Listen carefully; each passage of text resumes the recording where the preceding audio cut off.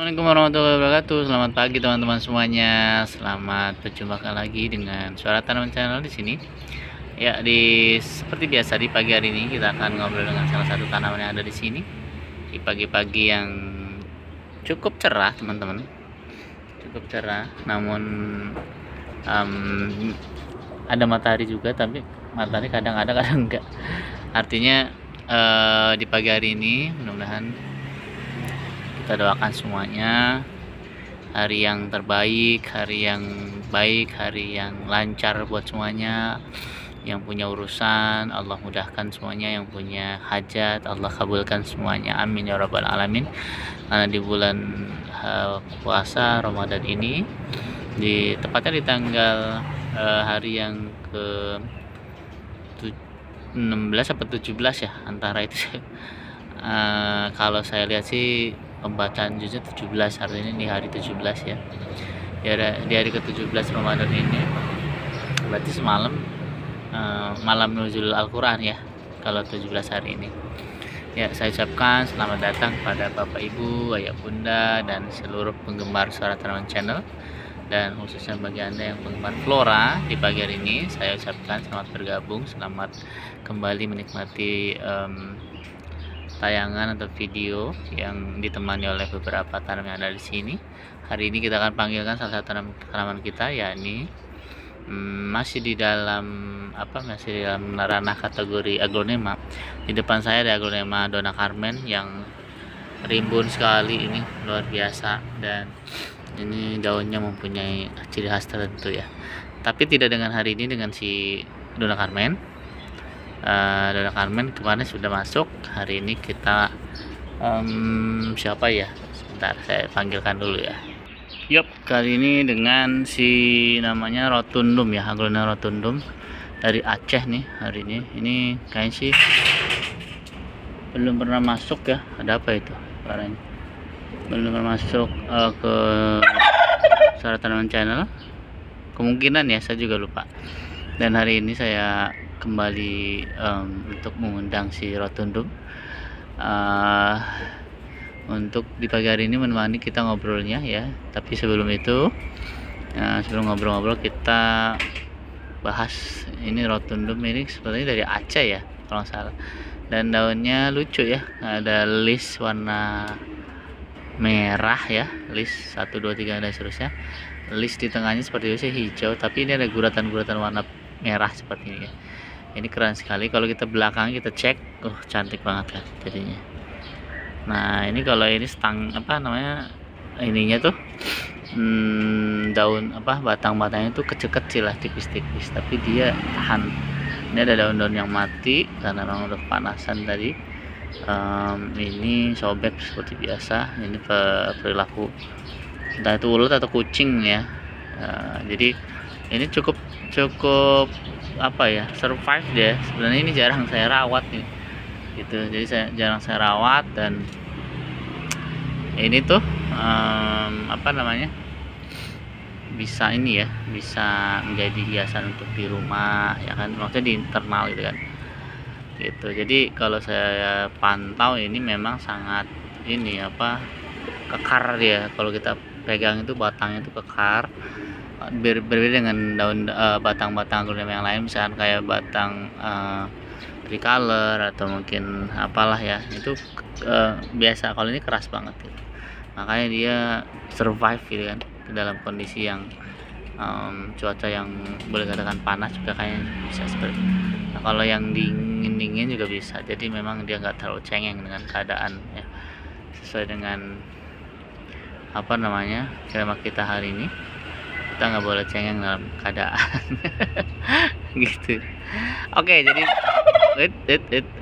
dia mau ngomong tuh si Ben.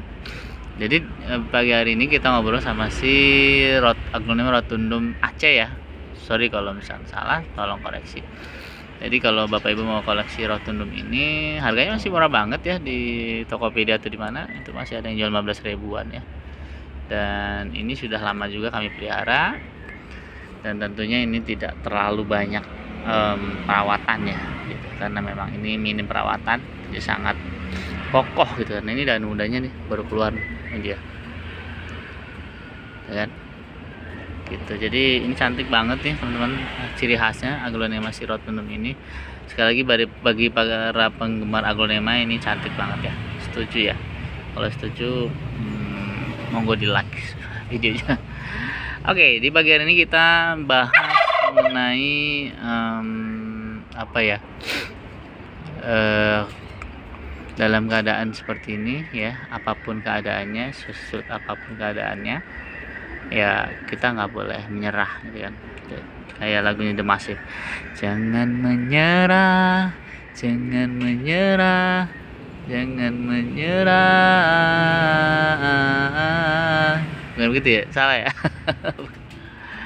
Jadi setiap kehidupan, setiap apapun itu ya pasti ada masalah.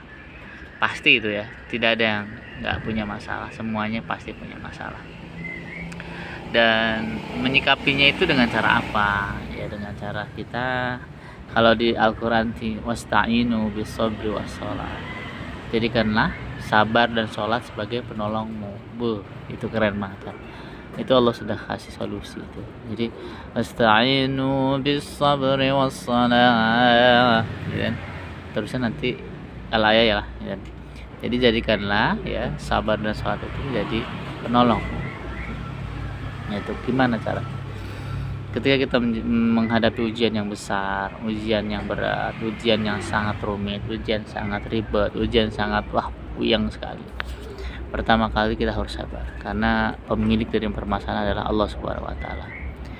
Makanya ketika kita diuji dengan musibah, yang kita ucapkan adalah inna lillahi wa inna ilaihi raji'un. Karena kita itu adalah dari Allah dan akan balik kepada Allah juga gitu. Begitupun permasalahan itu datang dari Allah dan akan balik kepada Allah. Artinya diangkat lagi sama Allah.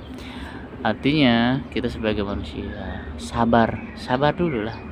Sabar, terima ujiannya, nikmati prosesnya, ya kan?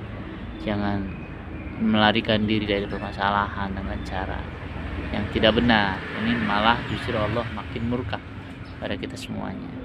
Jadi ketika kita mempunyai masalah yang cukup berat, yang sangat berat gitu, itu pertama kali kita harus sabar dulu.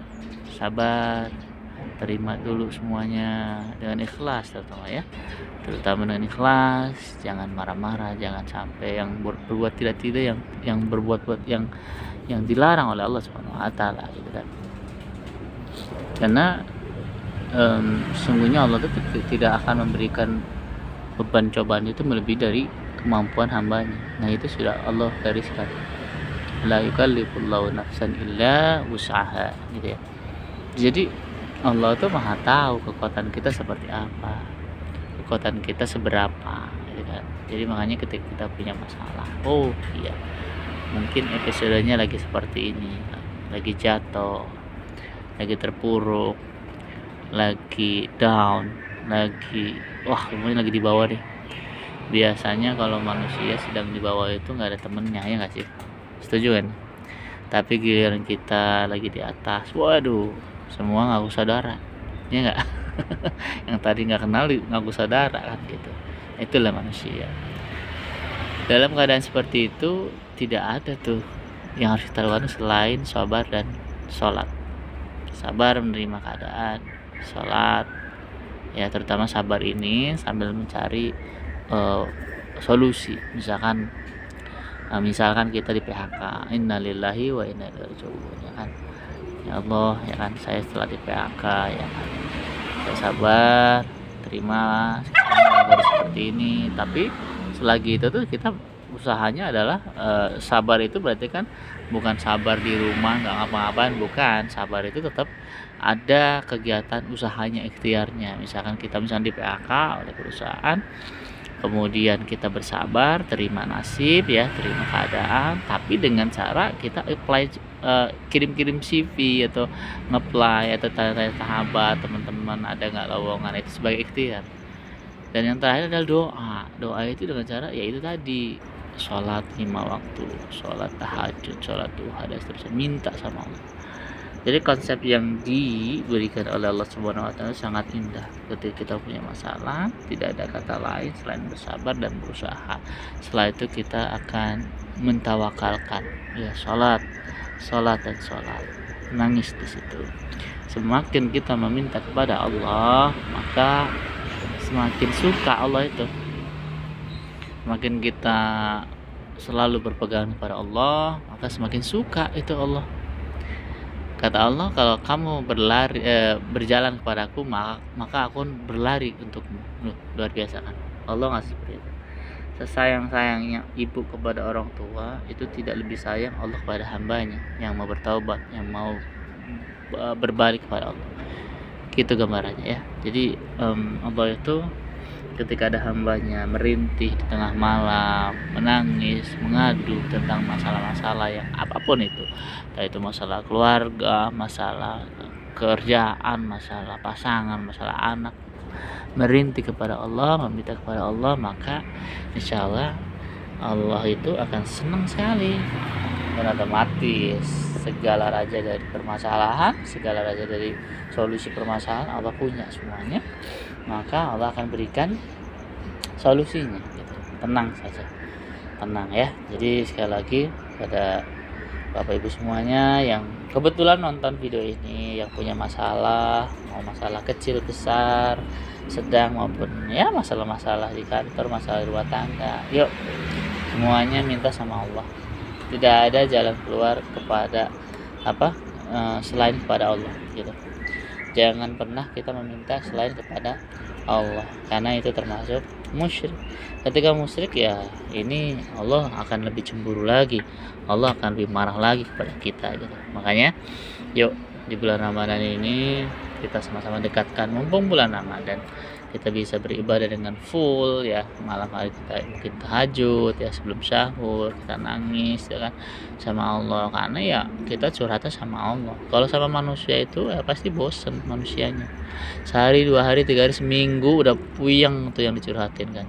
Tapi sama Allah mah enggak, justru Allah seneng, justru Allah pengennya oh sini apa masalahnya, yuk nangis istighfar sebenarnya gitu ya. Jadi nangis di sini bukan berarti cengeng ya, tapi nangis itu adalah sebuah luapan emosional di mana kita tidak ada tempat bergantung selain Allah lagi.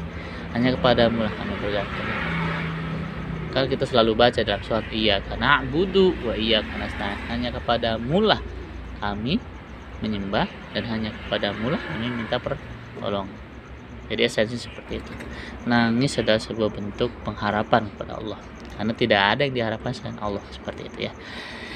Jadi di bagian ini hari Kamis tanggal 28 Maret 2024, yuk kita sama-sama ya muhasabah diri, terutama bagi saya pribadi. Ini saya juga belajar dari sini, belajar dari semuanya ya. Kalau ada masalah itu lari ke Allah, jangan ke orang, jangan ke manusia, jangan ke yang lain, kecuali sama Allah. Nangis di situ, kita bareng-bareng tumpahkan semuanya di situ ya, curahkan semuanya. Insya Allah Allah berikan keringanan, Allah berikan solusi, Allah berikan sesuatu yang terbaik nanti ya gitu. Oke, itu saja mungkin di pagi hari ini dengan si Rotondum Aceh ya, Aglonim Rotondum Aceh. Kita berbicara mengenai curhatlah kepada Allah gitu, dan Allah tidak akan membebani cobaan itu melebihi dari kapasitas yang kita punya, seperti itu. Oke, terima kasih buat semuanya, dan bagi yang mau beraktivitas silahkan beraktivitas, hati-hati di jalan ya. Sukses selalu buat Anda semuanya, dan sampai jumpa esok pagi hari. Assalamualaikum warahmatullahi wabarakatuh. Bye bye semuanya, bye bye. Aku udah tunduk.